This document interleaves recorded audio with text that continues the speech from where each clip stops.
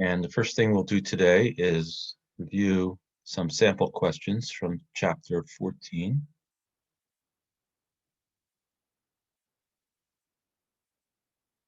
First one is number 9.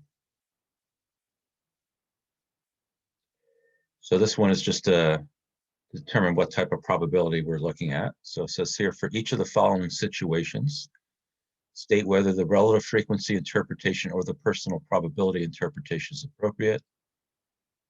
Right, so let's look at A. The spoon is tossed 10,000 times and lands with the rounded head face up on 3,000 of those times. We would say the probability of the rounded head landing up face up for that spoon is about 0.3. So is that the relative frequency interpretation or personal probability interpretation?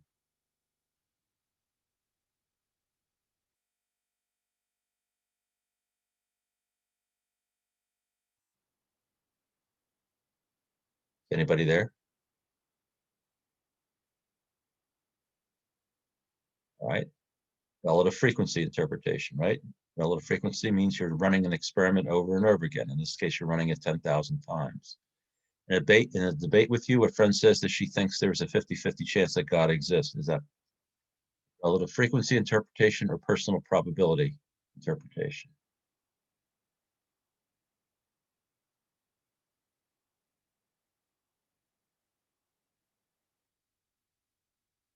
Hello? It'd be personal probability. Yes. Okay.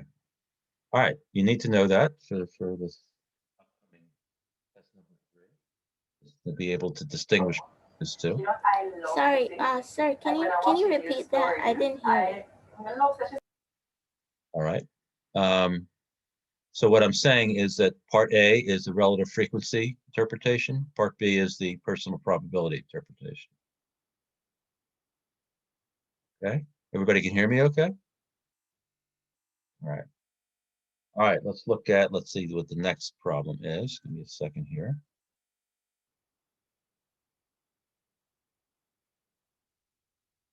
So we'll go to the actual, no, this is posted, these solutions are posted. Number 11 is next. Number 11.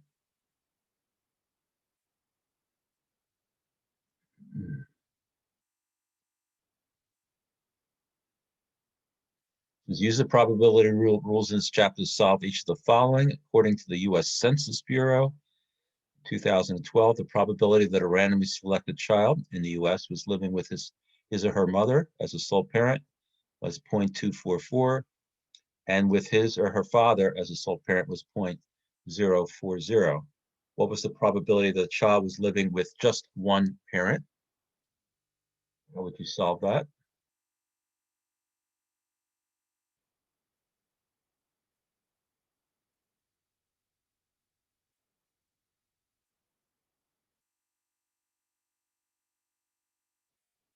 Repeat it again. Probability that a random selected child is living with his or her mother as a sole parent is 0.244, and or with his or her father as a sole parent was 0.040.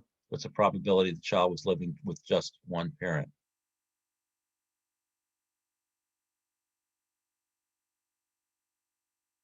How would you do this?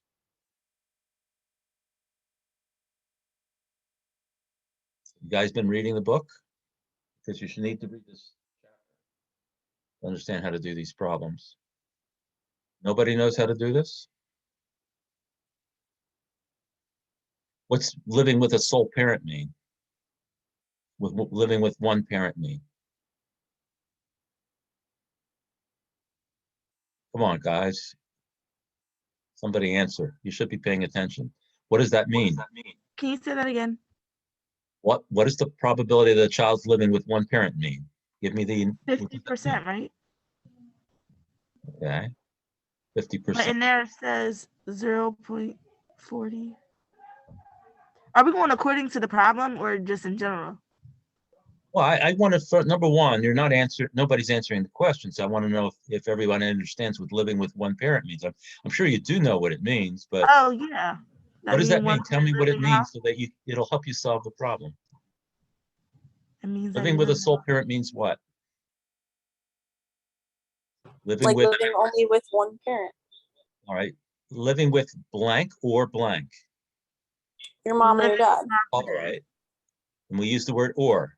So it's saying here, what's the probability that child was living with one parent? What's the probability that you're living with just your father? 50. No, look at the problem. 0.040. All right. What's the probability living with just your mother? 0.244. All right. When you're living with just one parent, are those the only two choices?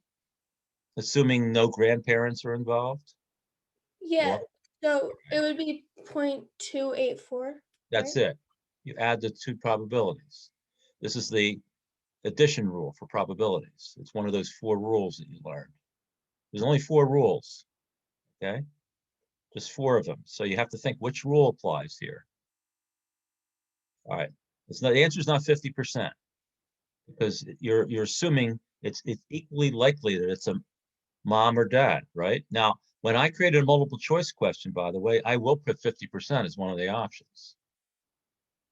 But it's not 50% because you're assuming it's equally likely, but they're saying it's not equally likely. It's much more likely that the mom is the sole parent than the dad. See what I'm saying?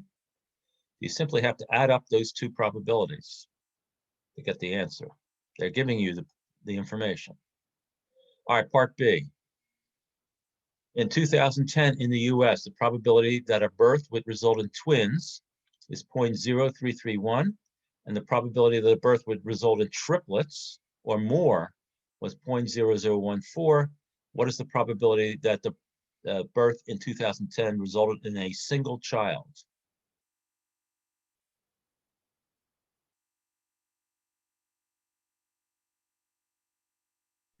I have a question.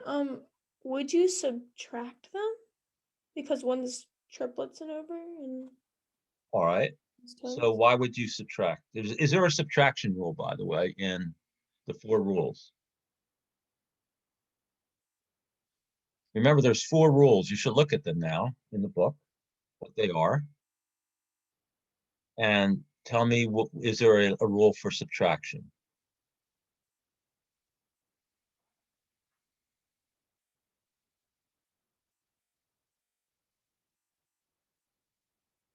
Rule number 1 that basically says that if you have only 2 possible outcomes, their probabilities must add up to 1. Now, in this case here, how many outcomes are there? They're listing 2 of them here. Is there a third outcome?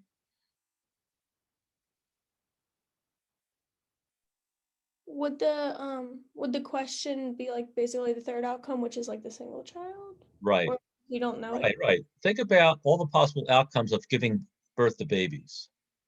They're giving you 2 of them here. One is twins. The others are triplets or more, right? That would include quadruplets, quintuplets, sextuplets, which are rare. All those are rare. But my point is, if you add those 2 probabilities up, those 2 there, what probability are you finding? Probability of what? That the mother's giving birth to what? If you add up those 2 probabilities. Twins or more? Twins or more. What is the opposite of that? Oh, okay. All right. So Do you know how to do it now? How would you yeah, do this problem? How would you do it? you add those 2 up and then you subtract them by 1. Subtract from 1. That's right. So you add those 2 up, you get 0.0345, right? And when you subtract from 1, what do you get? Use your calculator. Tell me what your answer is. 0.9655. Yep, that's it. So let's go back to the solution for that.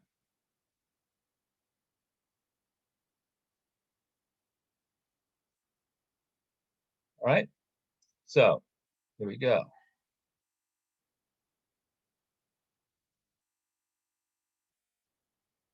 Okay. Now, Let's look at part B. There's part A there. There's part B. There you go. All right. Okay. Let's look at 12 here. 12 is the next one. So stop sharing. Let's look at 12.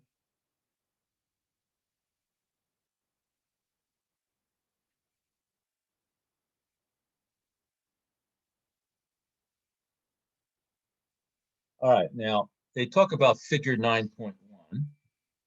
So let's click that, see what it shows the figure, what it is. So they give you two pie charts. These are the distribution of eye colors for boys and distribution of eye colors, oops, for girls.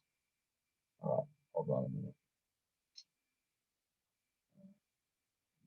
Made a mistake there. All right. Let's see if we can make this a little bigger here, smaller so you can see both of them. Yeah. All right. Anyway, there's two of them here. Unfortunately, this Cengage is such a pain. Don't like it, but we're stuck with it. So see if there's anything I can do about this here.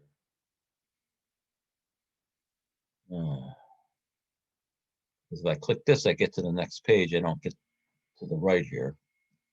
Very annoying.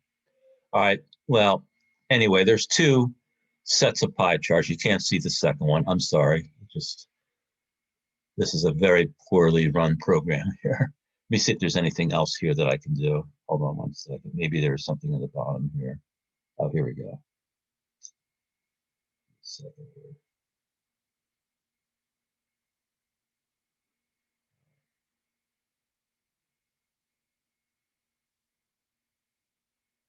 No, that didn't do it either.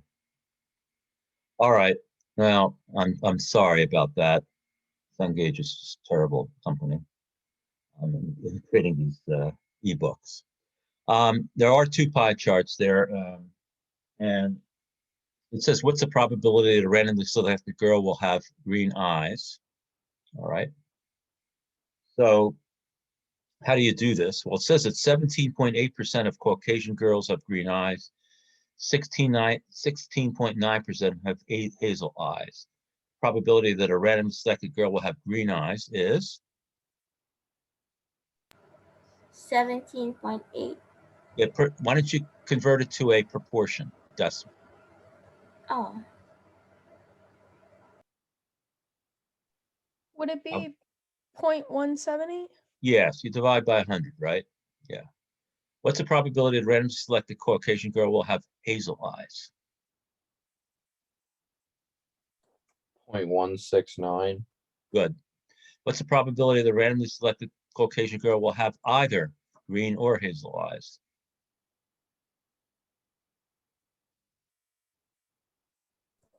0.347. Right. You added those two up, right? Good. What's the probability that a randomly selected Caucasian girl will not have either green or hazel eyes? Will not have it.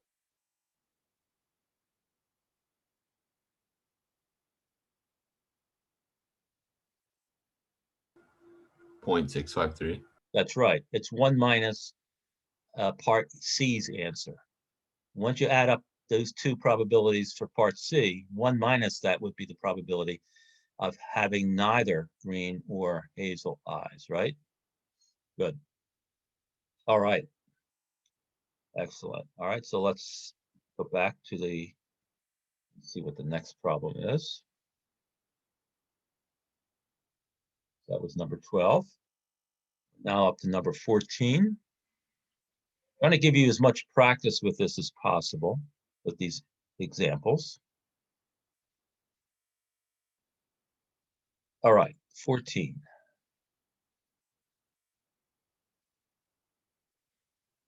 There is something wrong in each of the following statements. Explain what is wrong.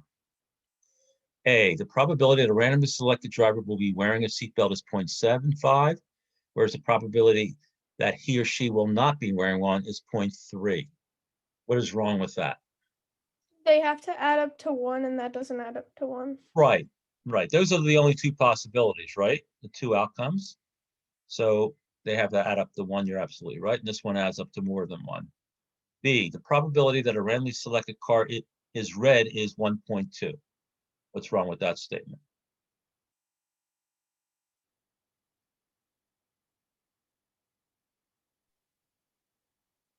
Again, it has to add up to 1.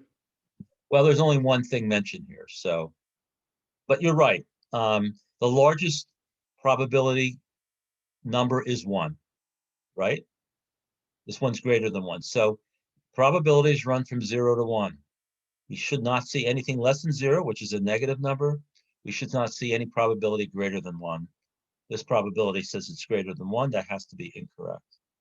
How about C? The probability that a randomly selected card is red is 0.2, whereas the probability that a randomly selected card is a red sports car is 0.25. What's wrong with that statement? Wouldn't you have to, you'd have to add that 0.25 to the red car? Like the probability would be added together. Why would you add it together? I mean, sorry, I guess I'm a little confused. They're both red cars. Yeah. So the probability that the red car is 2.2 and the randomly selected red sports car is 0.25. It just doesn't make sense. I don't really know how to explain it, but So let's look at, you're on the right track. Let's look at rule number 4. Rule number 4 explains this.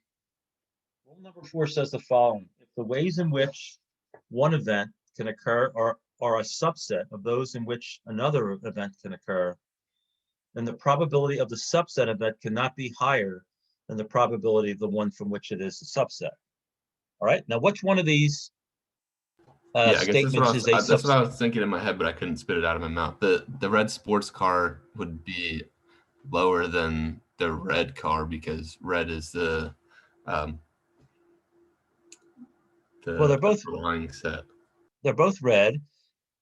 Is the red sports car a subset of all cars that are red? Yes.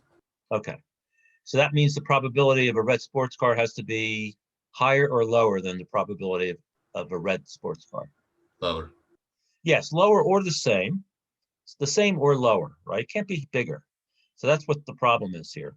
The red sports car is a type of red car, and therefore its probability cannot be more than the probability of a red sports car because it's a subset of all red cars. You could have a red, what? A red family car, okay, right? You could have those too. You may have many different types of red cars. Red sports car is just one of them. So its probability cannot be greater than the set from which it comes from. That's really what they're saying here. Good. All right, so let's go to the next one. Let's see what the next one is. It's number 14. Oh, I guess there's more to number 14, just the part A, right? Oh, no, we did all 3 parts. All right, now 15 is next. Sorry about that. So we'll go to 15. See what it says. A small business performs a service and then bills its customers. From past experience, 90% of the customers pay their bills within a week. What is the probability that a randomly selected customer will not pay within a week?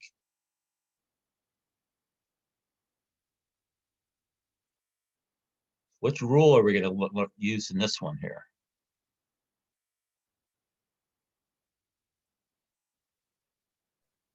I don't know what the rule is called, but would it be 0.1?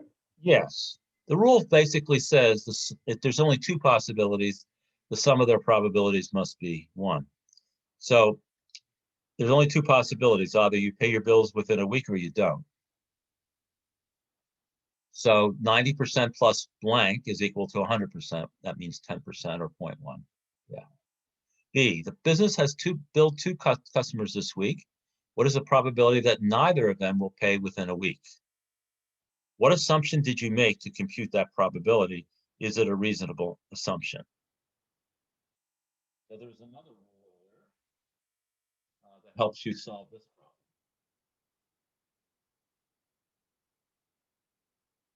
And it's rule number 3, if you happen to. Now, one thing I would recommend is, for everybody here, is to get a piece of paper and write all 4 rules down so that you don't have to keep looking them up. Just write it down on a piece of paper so you have access to them when you solve these types of problems. There's only 4 probability rules that you'll need to use for any probability problem. Now, this one here requires 2 rules, actually. Rule number 1 and rule number 3. We've already used rule number 1 for part A. What's the probability that neither of them will pay within a week? Is it 0.01? Okay, 0.01. You multiply 0.01 times 0.01, right? Good, good. So let's look at this problem a little more closely just for a second here. We know that we could calculate 2 things here. Probability that if we have 2 customers that neither one of them paid the bill on time. What if I ask the question, what's the probability that they both pay within a week? What would be your answer?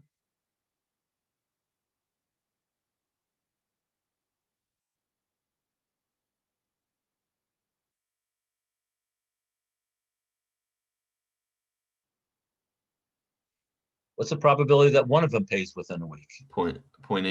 0.81, right? You multiply, right? So rule number 3 is the multiplication rule, right? Where you're basically saying that the 2 events are independent, right? That's what you're assuming here, independence between the 2 customers, right? So you simply multiply their probabilities to give you the probability that both of them pay within a week. So you multiply 0.9 times 0.9 to get that answer. The answer to part B, again, assuming independence between the 2 customers, is that you multiply the 2 probabilities that they don't pay within a week, which came out to 0.1 times 0.1, which is 0.01. Now, here's a little bit of a tricky question. It's not really tricky, but you have to think about it. What's the probability that one of the customers pays within a week and the other doesn't?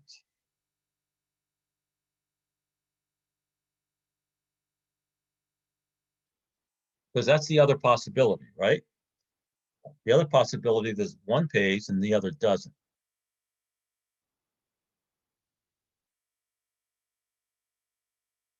.09. 0.09. Now, we have to think about this a little bit. If we have 3 possible outcomes, right? That means the probabilities must add up to 1. So far, we came up with 0.81 for the probability that they both pay within a week, 0.01, the probability that neither one of them pays within a week, and then now you're saying 0.09 for the probability that one pays within a week, right? And the other doesn't. So, what did you say? I said at 0.09 for that. All right, so let's add up those probabilities and see if they add up to 1. Why don't you go ahead and do that? 0.99. 0.99. We're missing one, aren't we? We're missing one. So let's think about it for a minute. I'm just going to do a little calculation here. Okay, and 0.09. Okay. All right, so if you added those up, you should get, now you said 0.99, I think what you meant was 0.91, right? 0.91. Yeah, I think 0.81 plus 0.01 plus 0.09, which is the answer that you gave. But the third possibility comes out to 0.91. So we're missing another 0.09, right? Why are we missing another 0.09 for the question about what is the probability that one of them pays on within a week and the other doesn't? Because what you did, you multiplied 0.9 times 0.1. Is that correct? That's what you did. yes. Yes. Now let's think about it. Well, my question was, what's the probability that one of them pays on time and the other doesn't. Are there two possibilities for that? Yeah, I guess they'd be like interchangeable. Well, They're both yeah. on Well, time. yeah. For example, there's two possibilities for that. The first possibility is the first person out of the two pays on time and the other doesn't. The second possibility is the first one does not pay on time and the second does. See what I'm saying? Each one of them is 0.09. So if you add it up, the answer is 0.18. You get the idea? So what we're using basically is rule number 2. There's two mutually exclusive events that are involved with one paying on time and the other doesn't. Either the first one pays in time and the second doesn't, or the second pays in time and the first doesn't. Okay, get the idea? They're both equal to 0.09 probabilities, and then you add them up according to rule 2, and you get 0.18. And that, therefore, that means that all those probabilities add up to 1 now. 0.81, 0.18, and 0.01 add up to 1.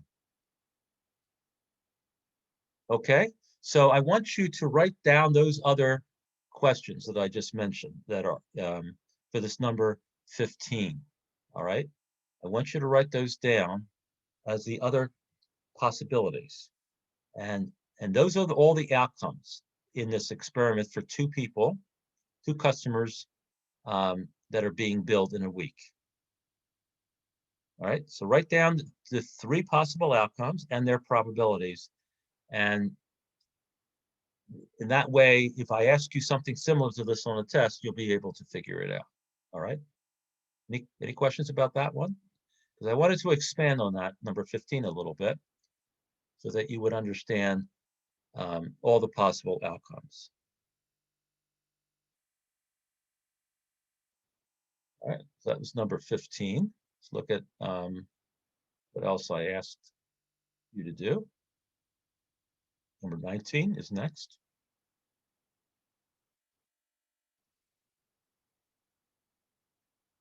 Number 19. Let's look at that.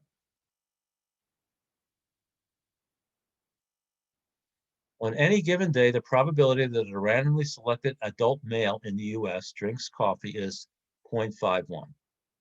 And the probability that drinks alcohol is 0.31. What assumption would we make in order to use rule 3, that's the rule of independence, to conclude that the probability the person drinks both is 0.158? Do you think that assumption holds in this case? Rule 3 says 2 events do not influence each other, and therefore we can simply multiply their probabilities if we're trying to find the probability of both of them occurring. We want to know what's the probability that an adult drinks both coffee and alcohol. Maybe not at the same time, obviously, but sometime during the day. That they drink both of them, or they tend to drink both of them. Is this a reasonable assumption that they are independent of one another?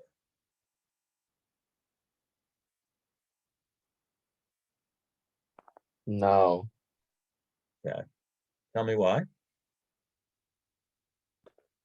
Drinking coffee and alcohol are independent, like they're just choices. It's not like it's not a reasonable assumption to believe that they're just proportional. Yeah. All right. So you're saying that they should be independent. Is that what you're saying? Yeah.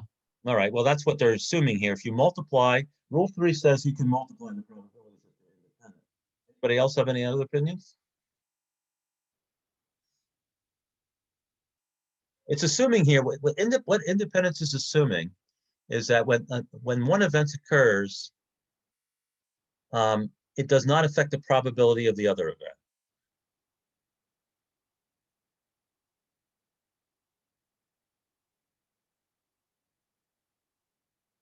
Can you think of a situation where it could in this case? Or do you think they're completely independent, they have nothing to do with each other?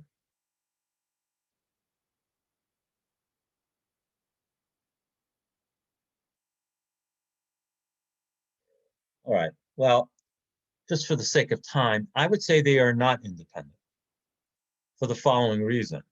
This is just a possible reason.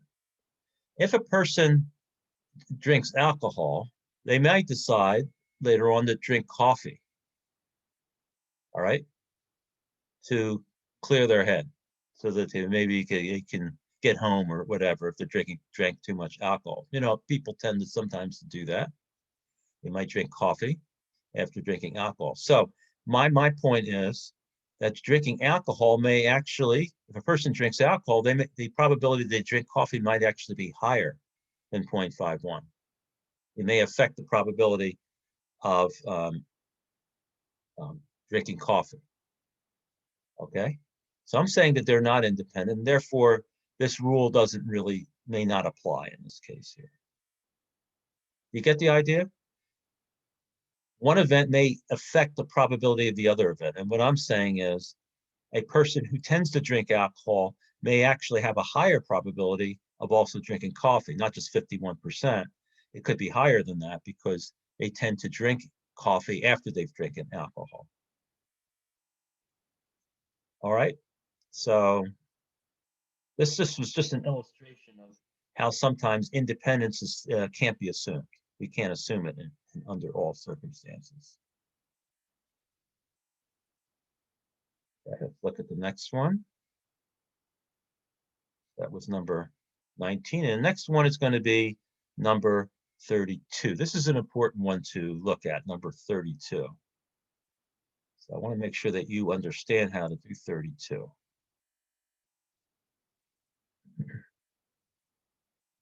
Look at it. All right, here we go.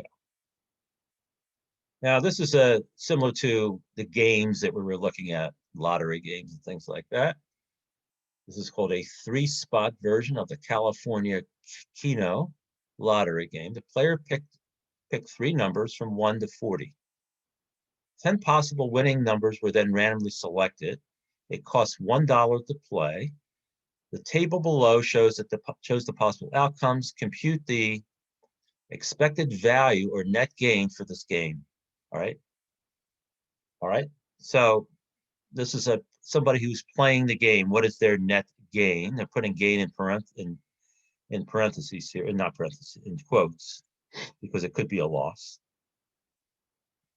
So you pick 3 numbers. If all 3 numbers match, 3 of the possible 10 numbers that are selected, you win $20.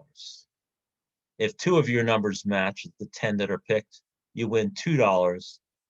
If either 0 or 1 match, you don't win anything. Now, the amount won does not take into account the amount that you paid to play the game. Does that make sense? This table is just showing you the possible winnings and their probabilities. Now, notice that the probabilities here all add up to 1. You added these 3 numbers, they add up to 1 because they are the only 3 possible results from playing this game, right?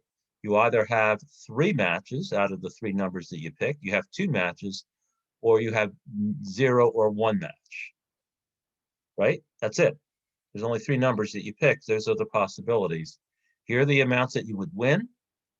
Here are the probabilities. You paid $1 to play the game, and you're being asked to find your expected gain. Now, number 1, I want to ask you, as a player in this lottery, do you expect the long-term average or expected value to be positive or negative for you as a player?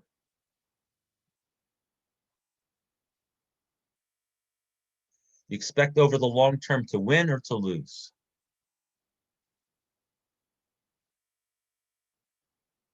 To lose. That's right. Because if that was not the case, then this lottery is a stupid game for California, isn't it? California wants to make money. That's why they have lotteries. So their expected value has to be positive. They have to be making money. That means on average, people, when they play this game over the long term, will lose money. Right? So it's always that way with lotteries or casino games, whatever game you're playing. Now, how much do you gain for each of these three possible outcomes? So if you get three numbers that match, what is your gain, your net gain?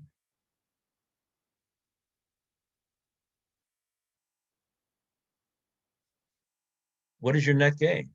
If you get $20, what's your net gain?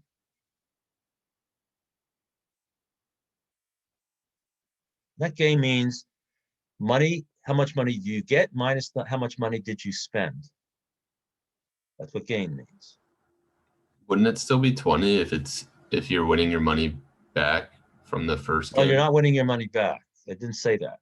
It Oh, says okay. you win. In other words, they just pay you $20. That's it. So you paid $1 to play the game and you get 20 back. What's your net gain? So just be nice. $19. 19. How about for 2 matches? What's your net gain? $1. $1. If you get 0 or 1 match, what's your net gain? 0 or negative $1. No, you can't get 0. You only get one possibility. Give me the answer. Negative 1. Negative 1, right? You lost $1. You don't win anything, you're going to lose $1 because that's how much you played the game. All right. So those are the gains. So if you were doing this problem, you would write down 19 for the gain for 3 matches, 1 for the gain for 2 matches, and -1 for 0, 1. And then those you have your probabilities for each one of those gains. What is the expected gain or expected value? You multiply each of the gains by the probabilities and then add them up. So go ahead and use your calculator and give me your answer. Take a minute and do that. And that will be the answer to the question.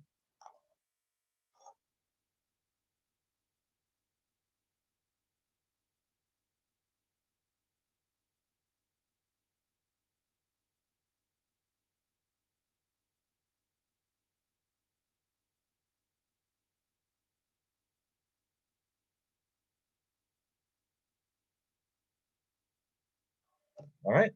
And you can leave it your answer is going to be in 3 decimal places. Just leave it in 3 decimal places. That's fine. Anybody have an answer?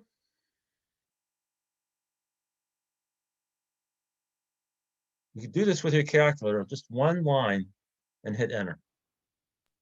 Yeah, negative 0.486. That's it. That's it. So you would take 19 times 0.012 plus 1 times 0.137 plus -1 times 0.851. You added up all those products, you get negative 0.486. So you do get a negative expected value. That's what we expected. So you lose about 49 cents on average per game over the long term. That's what basically the way this game is structured. That's the expected loss over the long term for a person who plays this game per game. Okay. All right. And I think that might have been the last question. So you need to know how to do that type of problem for our next test. I'll give you something similar to that. All right. I think that was it. 30. No, we have number 34 also. Let's look at number 34. Show you that one too.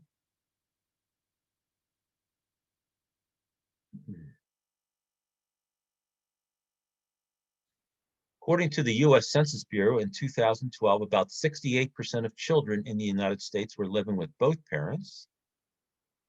Okay. 24.4% were living with mom only. This is similar to that other problem we were talking about, right? 4% were living with father only, and 3.6% were not living with either parent. What is the expected value for the number of parents a randomly selected child was living with? Ooh. Does the concept of expected value have a meaningful interpretation for this example? Well, what is the expected value for the number of parents a randomly selected child was living with? Now, when they say parents, they're meaning actual biological parents here. All right, so children living with both parents, how many parents were you living with?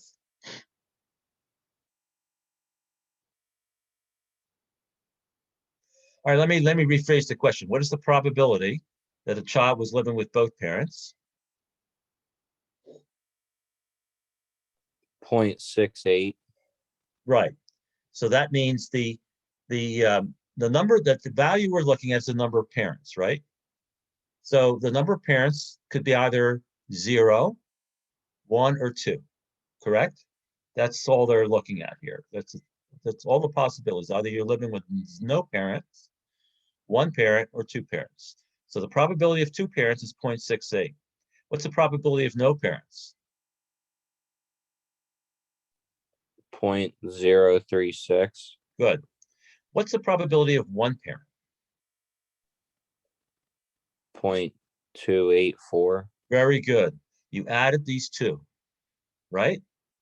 Living with mom only, living with dad only, living with 1 parent. Remember, we did that in an earlier problem. We add those two together.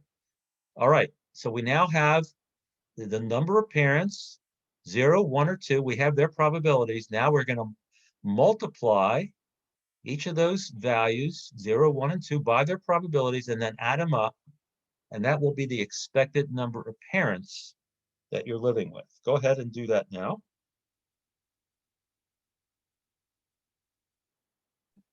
Wait, I'm sorry to be annoying, but can you say that again? Sure. When it says expected value for the number of parents a randomly selected child is living with, there are only 3 possible values: 0, 1, and 2.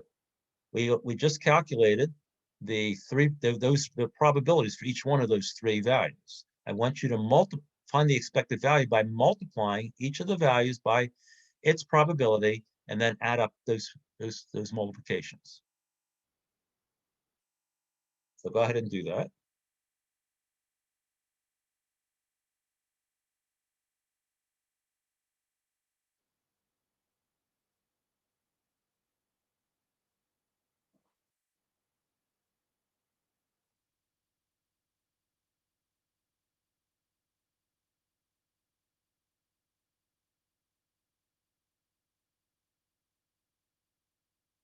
Let me know. You can yell out if you have an answer.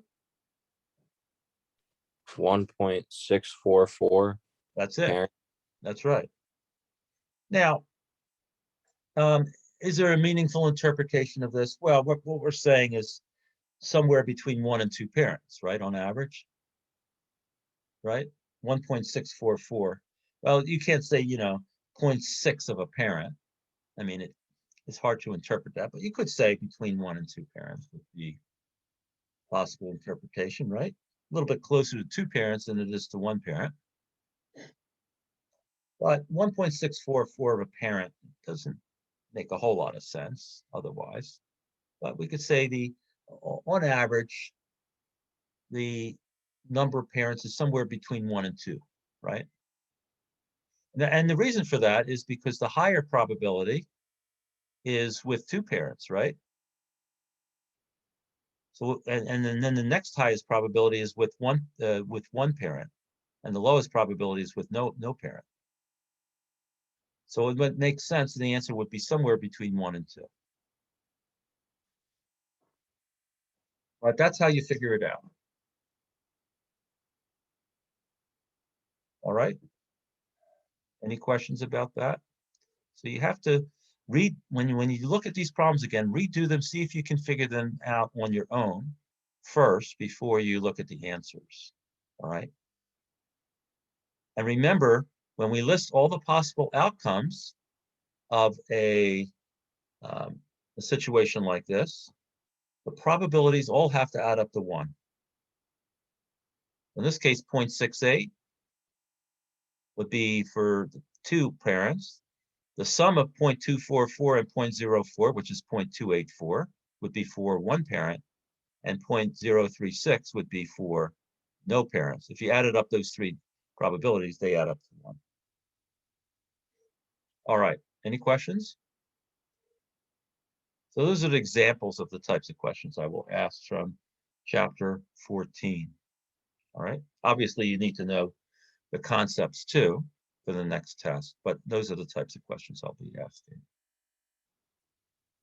All right, so let's look now at chapter 16.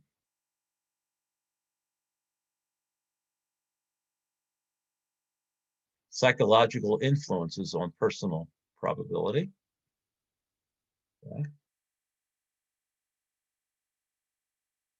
And what we're going to do is we'll skip through some of these thought questions here since we're running a little bit low on time. So we're going to talk about, in this case, personal probability again. Remember, personal probability is something where we sometimes do this because situations may not be repeatable. We may not be able to run a probability experiment, repeat the process over and over again. So we have to sort of guess what the probability is. But we still have to follow the rules of probability when we come up with our personal probability for some event. All right. So what are those rules? Those are the 4 rules that we talked about earlier, right? Those 4 rules. So most important rule, of course, is that the probability should be between 0 and 1. Now, sometimes when people come up with personal probabilities, they tend to have sort of biases in how they come up with these probabilities. And people have studied this, psychologists have studied this. And sometimes it says here, people are more willing to pay to reduce risk from a fixed amount down to 0 than to reduce risk by the same amount when not reduced to 0. Now, in chapter 16, I highly recommend you read the chapter because the chapter goes through these examples more fully than the slides here. What they're saying basically is that if you were paying for some sort of insurance, right? Insurance, people are willing to pay more to get their risk down to 0 than they are to reduce the risk that doesn't go down to 0. They're willing to pay more for the same reduction in risk, all right? The same reduction in risk, right? So let's see if I can find the example here, because the slides, unfortunately, they don't, they assume that you've read the book, read the chapter here. So this is called, by the way, the certainty effect. That people want to, they'll pay more to be absolutely certain that they're not going to lose money. So, for example, if I can find a good example of this.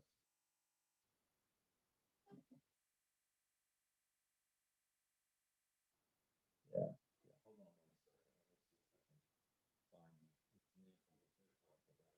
All right, here we go. All right. So suppose you're buying a new car, and then it says here that you can purchase a safety feature for $500 that will reduce your chances of death in a high-speed accident from 50 to 45%. All right. And suppose the salesperson explains that you could purchase an optional safety feature. Let's say you go to another dealer, car dealer. They give you the same safety feature. And they say for $500, will reduce your chances of death in a high-speed accident from 5% to 0. Now, in both cases, it costs $500. In both cases, you're reducing your chances of dying in a high-speed accident. You're reducing it by 5%. In the first case, from 50 to 45%. In the second case, from 5% to 0. Which one would you choose?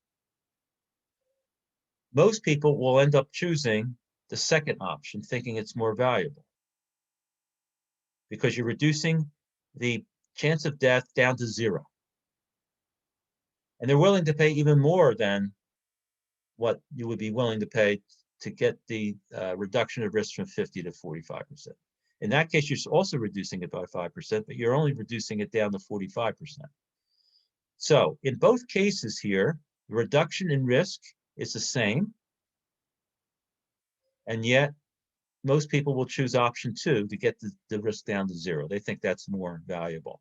That's because you're creating a certainty that you will not die in a high-speed accident. All right.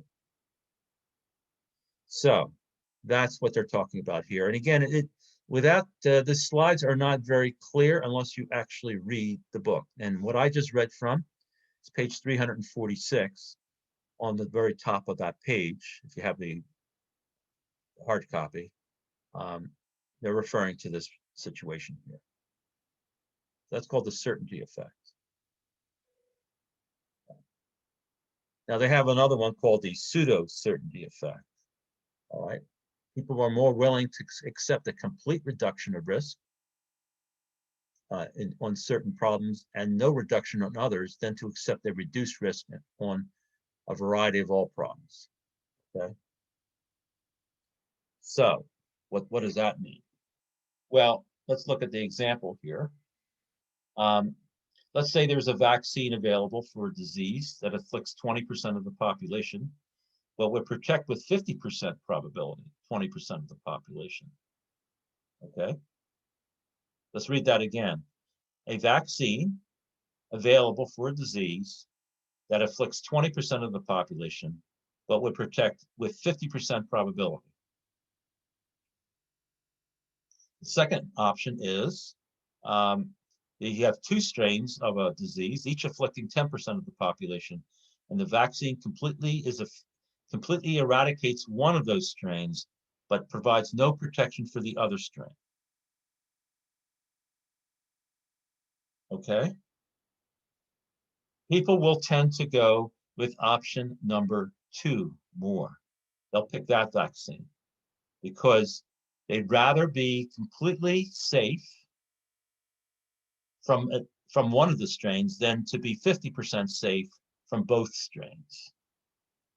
This is called the pseudo certainty effect. All right. So more people would be willing to go with the second option there, where you completely eradicate one strain. Just think of the COVID situation now. Suppose there is vaccines which are available for maybe some of these variants. Let's say there's 2 variants, right? And one vaccine gives you protection from both variants with 50% probability. The other vaccine will completely protect you from one of the variant and that provides no protection against the other variant. According to this, most people would choose option 2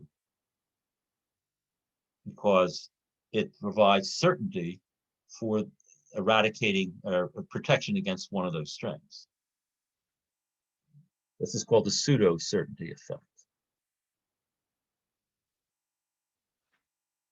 So this chapter is all about psychological influences that could affect your probability of an event. And some of these words are kind of hard to understand, like the word heuristic. Now, they don't define it in the slides here, but this is on page 348 of your book. It says a heuristic is a simple procedure that helps find adequate, though often imperfect answers to difficult questions. In other words, your brain comes up with a way of solving a problem. All right. Your brain tends to solve a problem in a certain way. The way that it does so is called a heuristic. Okay? It's a fancy word which means the way your brain functions. Okay. So what is the availability heuristic? What does that mean?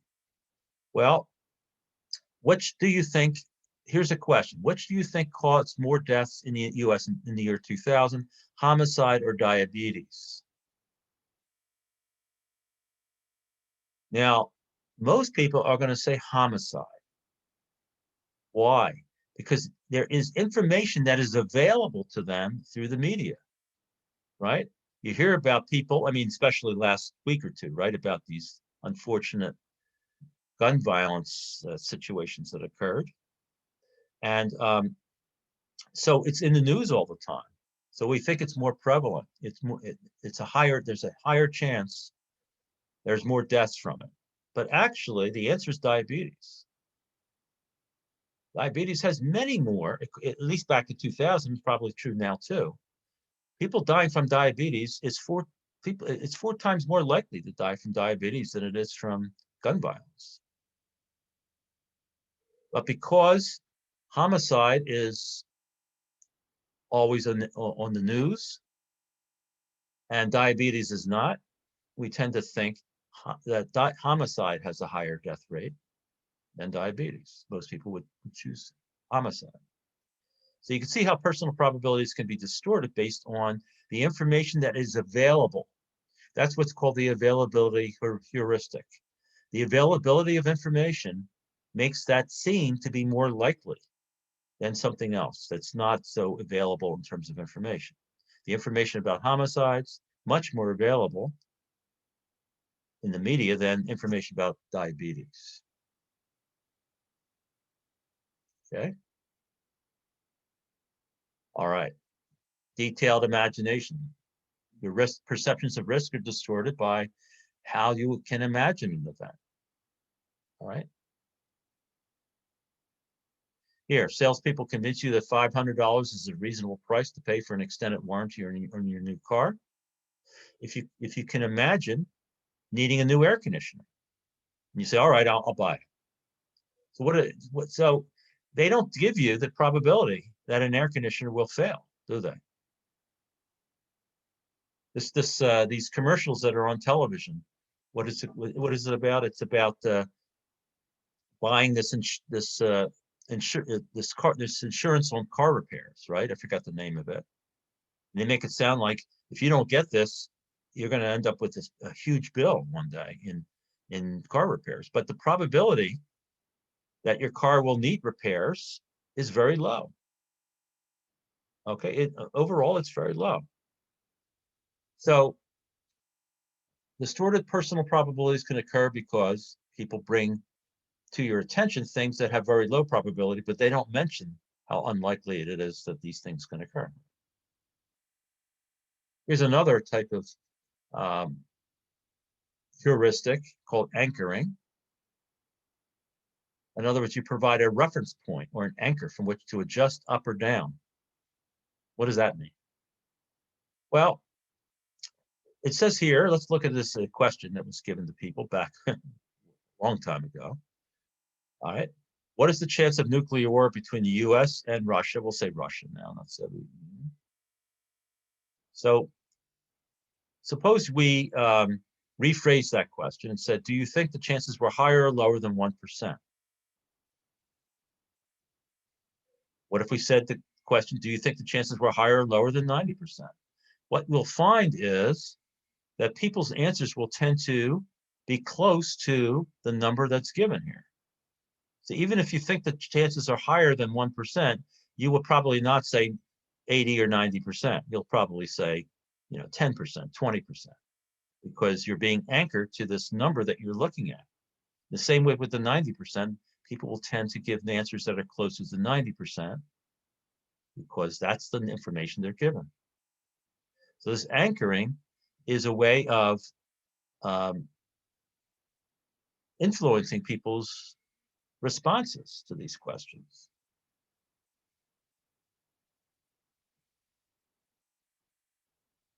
And then here's another one called the representativeness heuristic.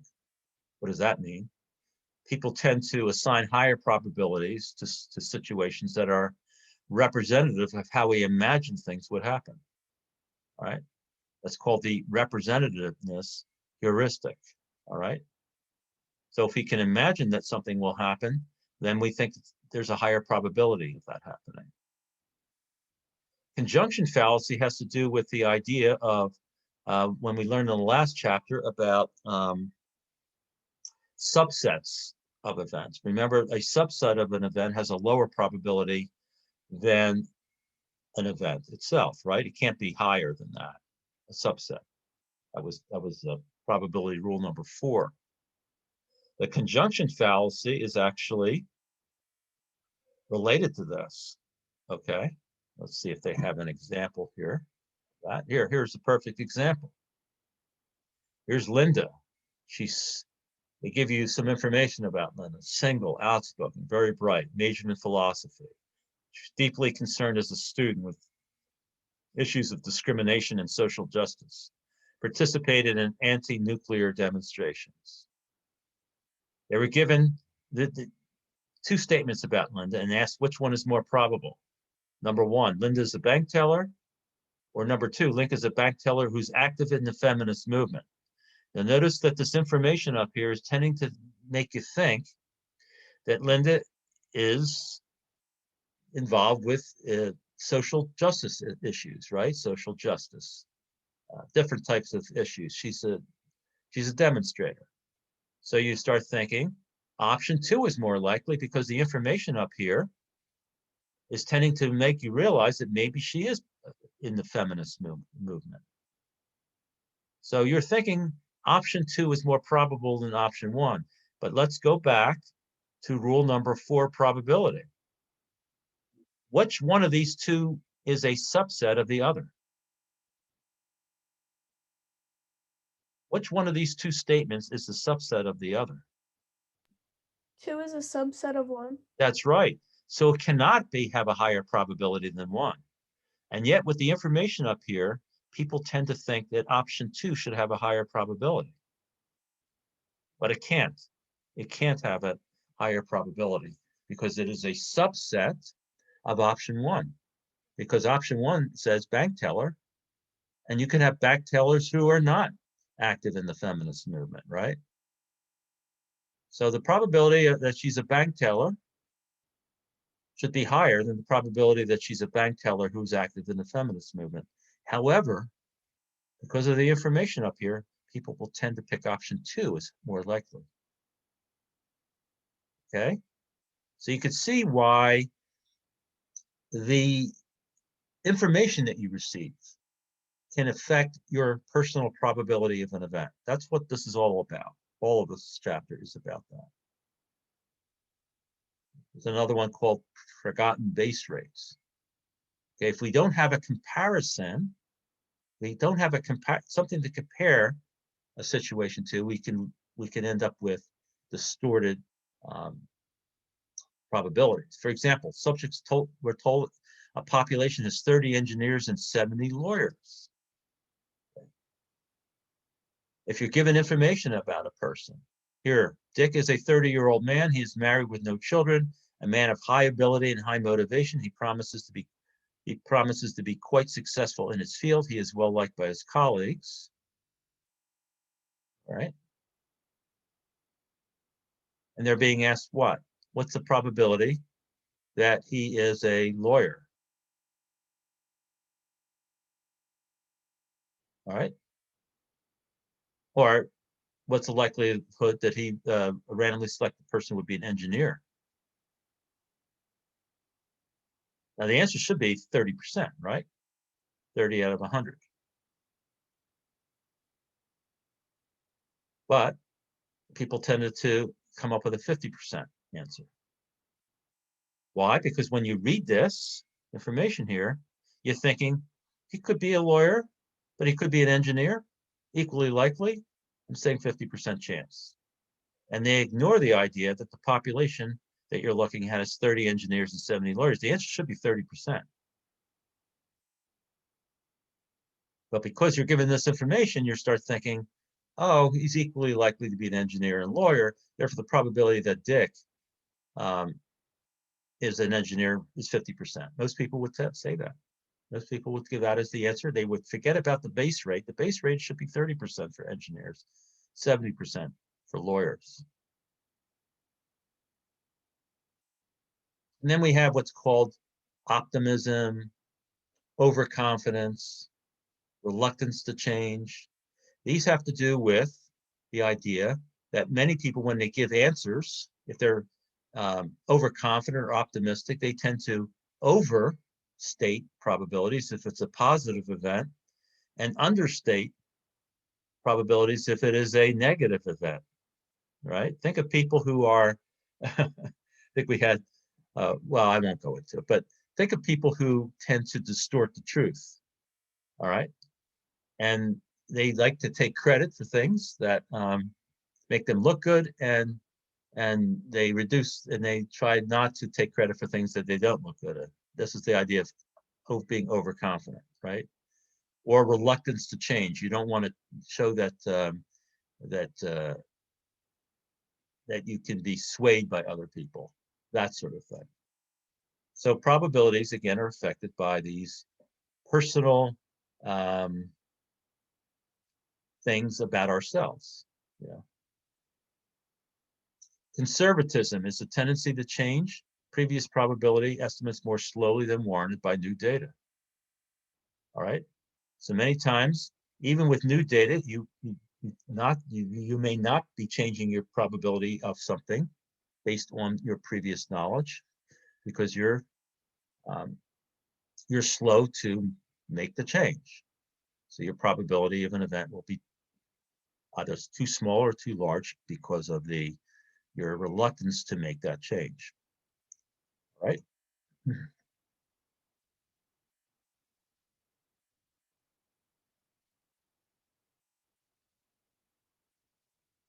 All right.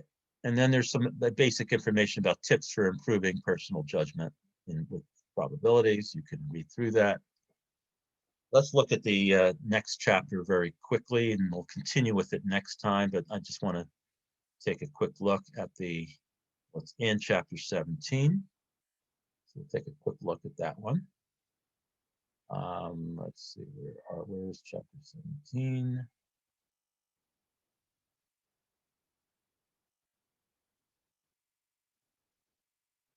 This might be up.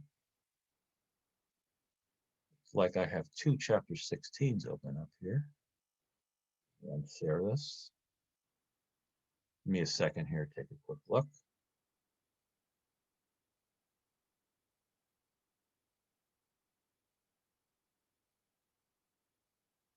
And this is it here. All right. So we'll take a quick look at this, chapter 17.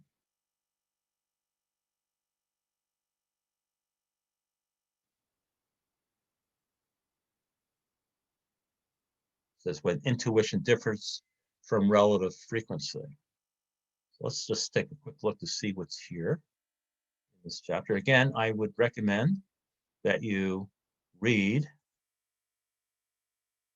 both these chapters, 16 and 17. Now, 16 had to do with revisiting the personal probability and how it's affected by different heuristics, different ways that our brain makes sense of things. It's not always logical. I think that's pretty much what I'm saying. And hold on. I just lost my cursor. Here we go. Oh. And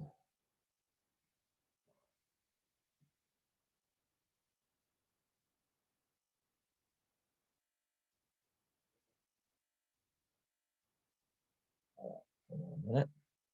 And it talks about things about coincidences and see what else is in here. The probability at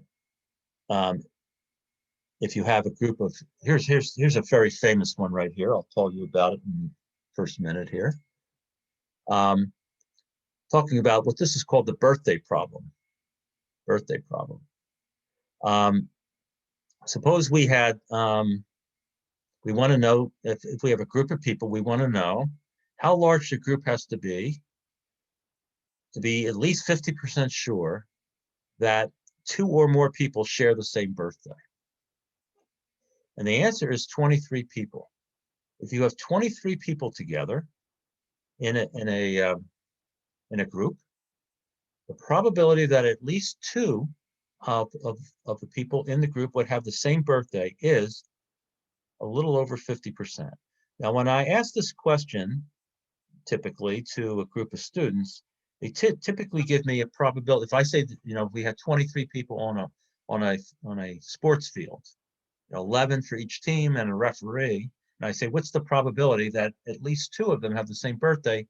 Most people give me very low probabilities for this. They'll say, 1%, 2%, 5%. But the answer is 50.7% chance. 50.7% chance that people will have the same birthday. At least 2 people will have the same birthday out of a group of 23 people. And most people look and say, what? How's that possible? But if you do the math, you can calculate the probability that none of the 23 people have the same birthday. How do you do that? Well, if we consider 365 days in a year, and we think about none of them having the same birthday. So the first person birthday, we would choose that person's birthday. And then the second person's birthday would be the probability of them not having that birthday, same birthday as the first person, would be 364 divided by 365. And we just continue multiplying all those probabilities together. We would get 0.493 is the probability that none of the 23 people share the same birthday. Therefore, the probability of at least 2 people sharing the first birthday, which is the other possibility, is 1 minus 0.493. That's 0.507. That's how you would figure it out. Now, I'm not going to ask you to figure it out, but you should be familiar with this birthday rule. Sometimes on tests, I will give you a multiple choice question just like this about the birthday rule. So that's how you figure it out. All right. So they talk about these so-called coincidences, and then they talk about the gambler's fallacy, which I will talk to you about next time. So we will finish this chapter next time, and then we will go into chapter 19. I think that is the next chapter that we'll be studying. So 19 is what we were planning to do next Tuesday, but in addition, we will take up chapter 17 next time. So here is the deal for the quiz. The quiz, which was supposed to be covering chapters 14 and 16 and 17, will not be next Tuesday. It will be next Thursday instead. All right. So next Thursday will be the next quiz, which will cover chapters 14, 16, and 17. All right. Any questions about that or anything else that we're doing? No? All right. So that is it for today. And I will see all of you again on Tuesday. Have a good weekend and make sure you read the book. All right. Don't rely on the PowerPoints. The PowerPoints are not good enough to understand what's in the book. So please read the book and you'll be better prepared for the next test. Okay. So I'll stop the